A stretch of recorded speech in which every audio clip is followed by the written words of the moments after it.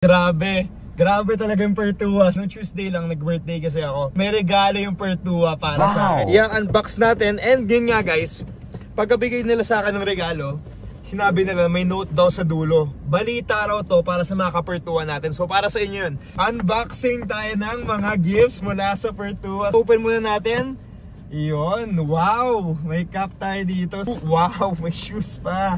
So grabe, thank you so much po. Ayan, grabe naman. Matagal ko ng wish to. So, sabi may pinamigay din sa akin. Finally, may binigay sa akin na polo. Wow! So meron din tayo regalo mula sa kanila, SF10. So ayun, syempre, hindi mawawala to. Gasoline powered engine yung gamit ko. Solid na solid to guys, try nyo na rin. And yun nga guys, yung pinaka-inaabangan nyo, mga ka-Pertua natin, may announcement kasi tayo mula sa Pertua, no? So ito nga, may notes silang binigay sa akin.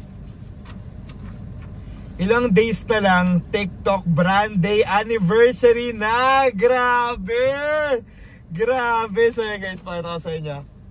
Ilang days na lang. So ayun guys, malapit na yung TikTok Brand Anniversary ng Pertua. So ano pa hinihintay nyo guys? Mag-ready na po kayo kasi sa araw na yun, grabe, marami tayong pa-games, marami tayong kwentuhan. And yun nga guys, 1 year na kasi yung Pertua with TikTok. So grabe, marami tayong mapapamigay ngayon pag nag-order guys sa next live natin. So ina-announce natin yung coming soon guys. So kita-kits ulit tayo and thank you so much for tuning in.